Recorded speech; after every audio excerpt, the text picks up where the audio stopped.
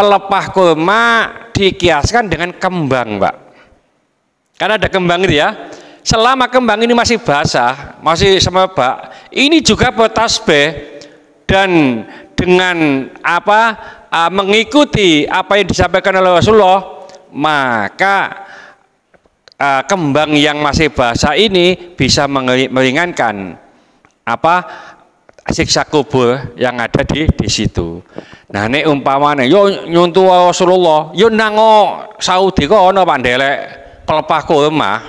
Nuki di gono kurma ya. Oleh karena itu kembang itu termasuk bisa bertasbih. Assalamualaikum warahmatullahi wabarakatuh. Bismillahirrahmanirrahim. Afdolus sodakoti, seutama-utama sodakoh, antus bi'a kabidan, yaitu membuat kenyang hati, jai'an yang lapar. Rawahul Baihaqi an Anasin, diriwayatkan oleh Baihaqi dari Anas. Nah, ini seutama-utama sodako itu memberikan kekenyangan kepada hati yang jelek. Ini kok kabidan itu hati, Pak. Ya, maksudnya bagaimana? Maksudnya begini.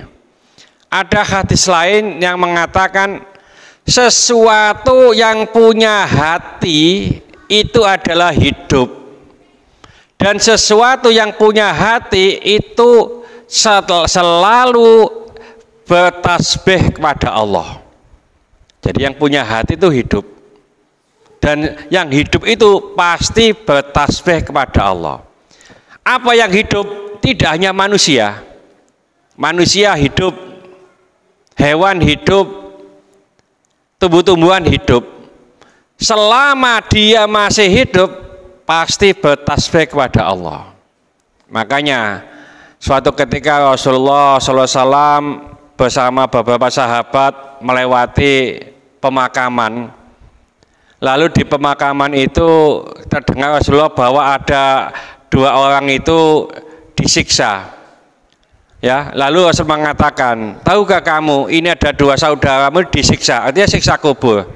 Dia tidak berbuat atau dosa besar, tapi dia yang ia lakukan adalah adu domba dan tidak menjaga kesucian dalam toharo. Ngoyone gak cewek, ngoyone nyitat, ya. Jadi nyipat kepakaian umpamanya, sehingga untuk sholat dan seterusnya tidak sah. Ini yang menyebabkan siksa kubur. Akhirnya Rasulullah mengambil pelepah kurma, dibelah jadi dua, tancapkan satu makam. Kenapa? Rasulullah mengatakan selama pelepah kurma ini masih basah, maka orang ini akan diringankan siksanya. Pelepah kurma kok iso? Karena pelepah kurma ini selama dia masih basah, masih hidup, masih punya hati, dia bertasbih untuk orang ini. Oleh karena itu, ngapunten, sebagian ulama ini mengkiaskan, menyamakan pelepah kurma dikiaskan dengan kembang, Pak. Karena ada kembang itu ya. Selama kembang ini masih basah, masih semerbak, ini juga bertasbih dan dengan mengikuti apa yang disampaikan oleh Rasulullah, maka kembang yang masih basah ini bisa meringankan siksa kubur yang ada di situ. Nah, ini umpamanya yo nyuntu Rasulullah, yo nango Saudi kok ono pandelek pelepah kurma. Nuki di gono kurma ya.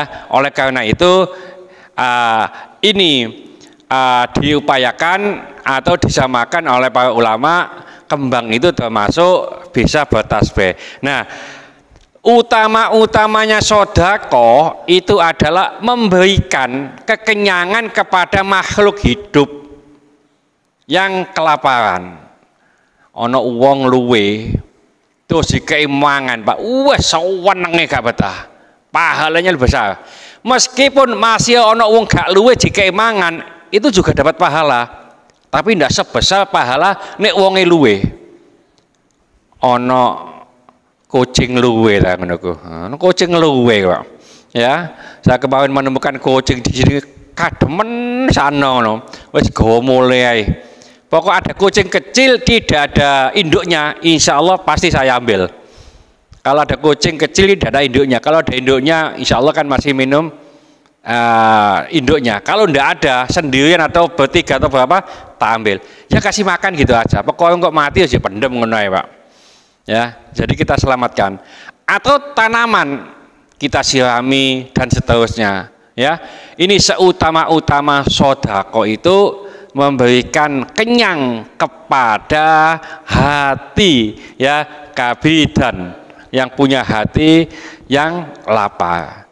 Jadi kita upayakan kalau ada orang yang kelaparan, hewan kelaparan atau tumbuh-tumbuhan yang perlu dipupuk, perlu apa, ini termasuk apa seutama-utama sodako. Ya. Mudah-mudahan sedikit ini dibarengi hidayah oleh Allah Subhanahu wa taala.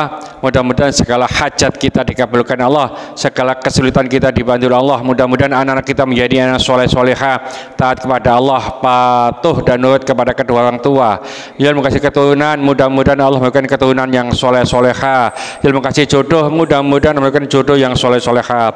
Mudah-mudahan di antara kita, keluarga kita, handetolan kita, tetangga-tetangga kita yang saat ini sedang sakit, baik di rumah sakit maupun di kediaman, mudah-mudahan Allah cepat mengangkat penyakitnya, menyembuhkan penyakitnya, dan mudah-mudahan Allah memberikan kesabaran kepada yang sakit. Dengan kesabaran ini mudah-mudahan Allah mengangkat seluruh dosa-dosanya, dan mudah-mudahan Allah mengampuni dosa-dosanya orang yang mendolimi kita. Al-Fatihah. Bismillahirrahmanirrahim. Wal 'asri innal insana lafi khusrin illa alladziina amanu wa 'amilus solihati wa tawassaw bil haqqi wa tawassaw bis sabr.